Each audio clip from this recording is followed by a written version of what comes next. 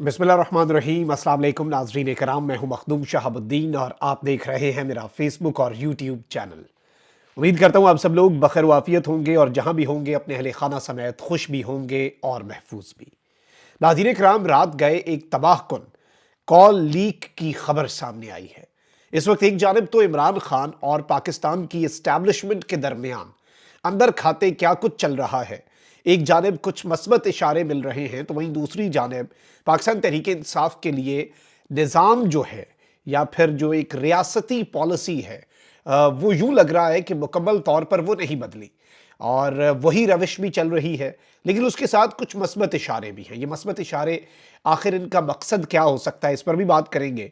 और नवाज शरीफ साहब जो हैं वो अपनी पार्टी जो है उसके ऊपर खुद ही चढ़ दौड़े हैं यूं लग रहा है। इस हवाले से भी डिटेल्स आपके सामने रखनी है।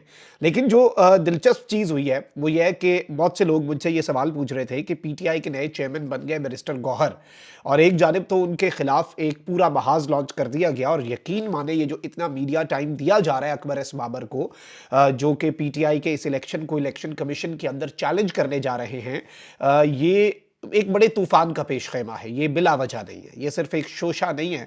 ऑल्दो ये है तो शोशा ही, लेकिन इसके पीछे एक पूरा प्लान जो है वो कारफरमा हो सकता है। बहुत से लोगों ने मुझसे ये भी पूछा कि पीटीआई के जो नए चेयरमैन है बैरिस्टर गौहर, उनकी जो मीडिया टॉक थी उसे पाकिस्तान के सारे मीडिया ने भरपूर मीडिया कवरेज दी। दुनिया न्यूज़ पे, जियो न्यूज़ पे, समा न्यूज़ पे, हम न्यूज़ पे, ARY पे, सब पे पीटीआई का वैसे तो एक ब्लैकआउट समझा जाता है मीडिया का। तो नए चेयरमैन पीटीआई जो है, आखिर क्या ये एक सेटलमेंट का नतीजा? नहीं। मुझे ये लग रहा है कि इस इंटरव्यू को पब्लिक करने का मकसद ये है कि अगर कोई बंदा रह गया है जिसे नहीं पता कि पीटीआई के इंट्रा पार्टी इलेक्शन में इमरान खान साहब is now not the chairman कागजों में। वैसे तो वो बानी चेयरमैन हैं, पार्टी पर उनका होल्ड है। ये जो चेयरमैन बने हैं बैरिस्टर गौहर, इन्हें केयर टेकर चेयरमैन ही कहा जाए तो बेहतर है, लेकिन ऑब्वियसली जो ऑफिशियली टर्म है वो तो यही है कि वो चेयरमैन है।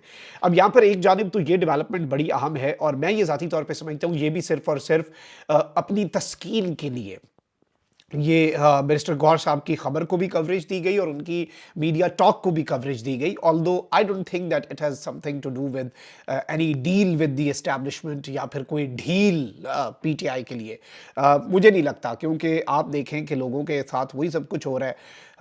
असद कैसर दोबारा अरेस्ट हो गए, फिर जी जो शहजाद अकबर हैं वो इश्तिहारी करार हो गए, मूनस इलाई परवेज़ इलाई के खिलाफ रेफरेंस आ गया, यानी चीज़ें तो उसी तरीके से चल रही हैं। और साइफर केस जो है वो भी आपके सामने है, क्या उसमें निकलना है क्या नहीं निकलना।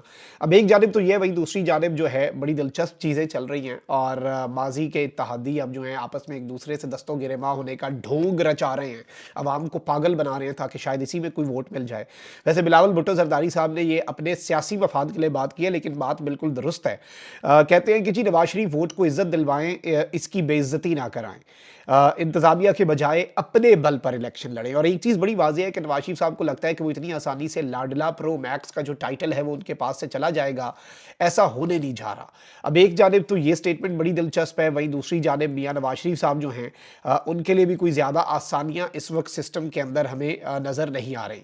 और मियाँ साहब जो हैं वो ऑब्वियसली सिस्टम तो उनके साथ आपको पता है कि फैसिलिटेशन का काम अपना जारी रखे हुए है, लेकिन हकीकतन अवाम के अंदर भी तो कुछ तो हो ना। मतलब आप एक खाली इम्तिहान दे के आ जाएं और आप कहें कि आप पास नहीं अव्वल भी आएँ, और अकेले दौड़कर भी आप पहले पोजीशन ना ले पा रहे हो, तो फिर आपकी नाअहली जो है उसे 21 तोपों की सलामी बनती है। आपकी पब्लिक के अंदर आपकी अप्रूवल रेटिंग्स क्या डिसअप्रूवल रेटिंग्स जो हैं आपकी वो स्काई रॉकेट हो चुकी हो, फिर यही होता है। अच्छा, पीटीआई जो है उसका रद्द-ए-अमल भी आया है, और अकबर एस बाबर जो हैं पीटीआई ने ऑफिशियली उन्हें टाउट करार देते हुए कहा है कि उन्हें कुछ कुव्वतों की जानिब से इस मौके पर जानबूझकर लॉन्च किया गया है। पाकिस्तान तहरीक इंसाफ ने अकबर एस बाबर की प्रेस कॉन्फ्रेंस पर रद्द-ए-अमल देते हुए कहा कि इन जैसे टाउट्स को महज तहरीक इंसाफ को सियासी और इंतखाबी अमल से बाहर रखने की साजिश के तहत लॉन्च किया गया है। तर्जुमान तहरीक इंसाफ ने कहा कि लाडले की मुल्क पर काबिज होने की ख्वाहिश को पूरा करने के लिए खुसूसी फरमाइशी प्रोग्राम के तहत मुल्क की मकबूल तरीन जमात के खिलाफ ये घटिया खेल रचाया जा रहा है। अकबर एस बाबर का ना तो तहरीक इंसाफ की बुनियाद से और ना उनका पीटीआई के नजरिए से कोई ताल्लुक है। चेयरमैन पीटीआई ऑब्वियसली आपको पता है कि अकबर एस बाबर अब क्या ये खुद बनेंगे, वोट शोट इन्हें पड़ता है, लेकिन ये रोला रोला डालना है ना, और इलेक्शन कमीशन पहले ही तैयार बैठा بیٹھا ہے ایسے کاموں کے اندر وہ اتنی تیزی دکھاتے ہیں کہ آپ کی سوچ ہے۔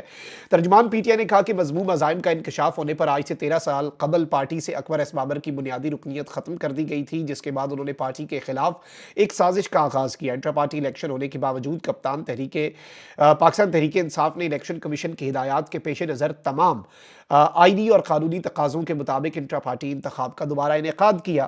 تحریک انصاف نے دیگر سیاسی جماعتوں کی طرز پر موروثیت کو فروغ دینے کے بجائے قابلیت کی بنیاد پر عہدیداران کا انتخاب کیا، جس کی نئے چیئرمین ایک زندہ مثال ہیں۔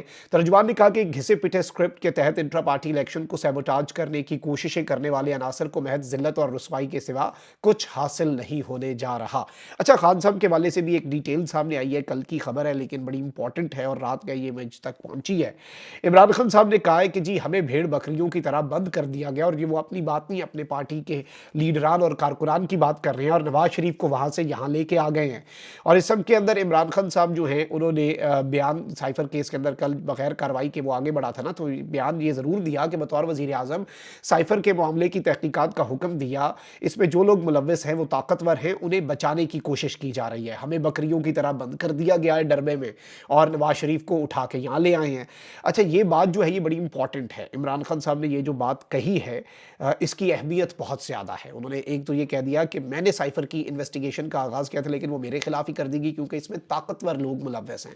اب وہ کس طرف عمران خان صاحب کا اشارہ ہے، لیکن ایک چیز میں آپ کو یہ بتا دوں کہ پی ٹی آئی جو ہے وہ بالکل بھی فوج سے مزاحمت کی پالیسی پر عمل پیرا نہیں ہوگی، اور اگلے انتخابات میں پاکستان تحریک انصاف جو ہے وہ پاک فوج زندہ باد کا جو نعرہ ہے وہ لے کر الیکشن میں اترے گی، یہ کنفرم بات ہے۔ اور اس سب کے اندر بہت سی چیزیں اور بھی بڑی دلچسپ ہیں۔ عمران خان صاحب کے جو کل سائفر کیس ہوا نا، رات گئے اس کا حکم نامہ بھی جاری ہوا، اور اس کا تحریری حکم نامہ کل کی سماعت کا ہوا، اور بتایا گیا کہ پبلک اور میڈیا عدالتی کارروائی کے دوران موجود تھا۔ سی آر پی سی کی سیکشن 352 پر مکمل عمل درآمد کیا گیا، اور شاہ محمود قریشی اور پی ٹی آئی کو میڈیا کی موجودگی میں بولنے کی اجازت دی گئی۔ البتہ بہت سے سوالات بھی ہیں، بہت سے کوسچنز جو ہیں وہ بھی ریز ہو رہے ہیں، اور سائفر کیس کی کل کی جیل سماعت کے حکم نامے کی ایک بات سمجھ نہیں آ رہی، کیونکہ لکھا گیا پبلک، میڈیا اور دوسرے لوگ سماعت کی کارروائی کے دوران موجود تھے۔ پبلک اور دوسرے لوگ کون تھے یہ کسی کو نہیں پتا۔ باقی رہی بات میڈیا کی، تو اسلام آباد ہائی کورٹ جرنلسٹ ایسوسی ایشن کے صدر سما ٹی وی سے ایک صحافی اور ایئر وائز سے جب اجازت دی گئی تب پونے گھنٹے کی سماعت ختم ہو چکی تھی، آئندہ کی تاریخ پڑ چکی تھی۔ تو یہ بھی ایک بڑا اہم سوال ہے کہ میڈیا تو وہاں پر نہیں تھا، ٹیکنیکلی تو وہ وہاں پر بات نہیں کر سکا، تو بہت سے سوالات ہیں جو بیسیکلی اس کے اوپر کھڑے ہو چکے ہیں۔ انٹرنیشنل میڈیا کے نمائندے بھی وہاں پر تھے لیکن انہیں بھی اس طرح سے یہاں پر جانے کی اجازت نہیں دی گئی، لیکن جو کل کی سماعت ہے اس کے حکم نامے میں یہ ساری باتیں لکھی گئی۔ اچھا، نون لیگ کے اندر بھی اس وقت بڑی دلچسپ صورتحال بن چکی ہے۔ پہلے آپ کو پتہ ہے کہ دانیال عزیز صاحب ہیں وہ چڑھ دوڑے احسن اقبال کے اوپر، اور اب وہ مریم اورنگزیب کی کارکردگی جو ہے اس کے اوپر چڑھ دوڑے ہیں، اور انہوں نے کہا ہے کہ مریم اورنگزیب کی کارکردگی نے بھی نون لیگ کو نقصان پہنچایا۔ دن میں 40 کھوکھلی پریس کانفرنسز کرنے سے عوام کو کیا فرق پڑتا ہے؟ احسن اقبال کس منہ سے کہتے ہیں ان کا مہنگائی سے تعلق نہیں تھا؟ Ahsan Iqbal national price control committee کے سربراہ تھے کہ کیا وہاں لوڈو کھیل رہے تھے؟ دانیال عزیز نے کہا، اور آج ہماری پارٹی سفر کر رہی ہے اور حقیقت بیان کی ہے جو ریالٹی ہے، جیسے نواز شریف صاحب آنکھیں بند کیے ہوئے ہیں، بلی کو آتا دیکھ کے کبوتر کی طرح آنکھیں بند کر کے لگ رہا ہے خطرہ ٹل گیا، مہنگائی کے ذمہ دار آپ ہی ہیں میاں محمد نواز شریف صاحب، اور آپ کے اقتدار کی ہوس اور آپ کے NRO2 کی ہوس کی وجہ سے عوام غربت کی اور مہنگائی کی چکی میں پسی اور عوام نہیں بھولی۔ اچھا، دانیال عزیز کو شوکاز نوٹس جو ہے وہ جاری کر دیا گیا، اور اب نون لیگ کے اپنے جو ان کے سوشل میڈیا ایکٹیوسٹ ہیں وہ بھی بڑی باتیں کر رہے ہیں اور کہہ رہے ہیں کہ جی دانیال عزیز کو شوکاز نوٹس جاری کرنا بہت افسوسناک ہے، پارٹی کے لیے جتنی قربانیاں انہوں نے دی ہیں بہت کم ایسے لوگ ہوں گے۔ نواز شریف کے لیے دانیال عزیز نے نااہلی تک کی سزا قبول کی، اپنے موقف پر ڈٹا رہا، آج یہی ان کو صلہ ملا ہے، یہی ان کی ساری چیزیں۔ تو ادھر سے بھی آپ سمجھ جائیں کہ اس وقت پارٹی کے اندر بھی ایک ریزنٹمنٹ ہے، اور دانیال عزیز نے جو بات کی کہ بھئی مہنگائی کے ذمہ دار فلانا تھا، آلدو پھر بھی ڈنڈی مار کے مہنگائی کا ذمہ دار شہباز شریف اور نواز شریف اور مریم نواز اور شریف خاندان کا NRO2 کی خواہش، ووٹ کو عزت دو کے بیانیے کا سودا کرنا، بوٹ چاٹنا، یہ سب کچھ اس کا ذمہ دار ہے مہنگائی کے پیچھے، یہ سب عوامل ہے۔ لیکن چلیں، انہوں نے احسن اقبال پہ بات کی، مریم اورنگزیب پہ، اور انہیں شو کاز نوٹس جاری کر دیا گیا، لیکن نون لیگ کے اندر اب ظاہری بات ہے، آپ کو پتہ ہے کہ یہ صورتحال کس قدر عجیب بن رہی ہے، اور نواز شریف صاحب جو ہیں انہوں نے اپنی پارٹی جو ہے اس کے اندر ہی اکھاڑ پچھاڑ جو اس ایسے وقت پہ شروع کر دی ہے جب انہیں ان چیزوں کو نہیں کرنا چاہیے، کیونکہ ان کے اپنے قدم جو ہیں وہ بہت زیادہ ڈگمگائے ہوئے ہیں۔